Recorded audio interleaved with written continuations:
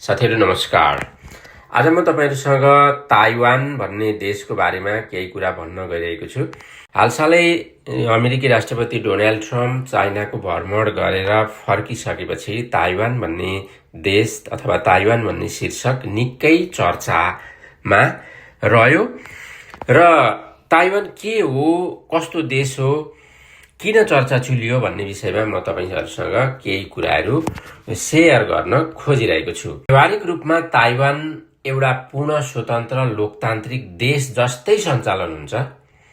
यसको आफ्नै लोकतान्त्रिक सरकार, संविधान, राष्ट्रपति, संसद र आफ्नै सेना छ।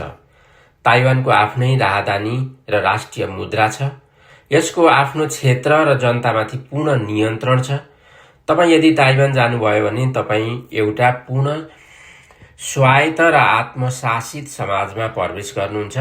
तर यति हुँदाहुँदै पनि ताइवानसँग आधिकारिक अन्तर्राष्ट्रिय कानूनी मान्यता छैन देश भन्नको लागि।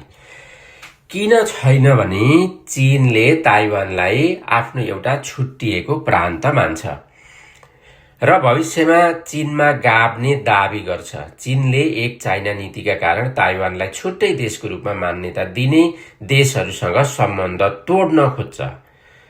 चीनको ठूलो राजनीतिक प्रभाव र भिटो शक्तिका कारण ताइवान संयुक्त राष्ट्र संघ वा विश्व स्वास्थ्य संगठन जस्ता अन्तर्राष्ट्रिय निकायहरूको सदस्य बन्न पाएको छैन।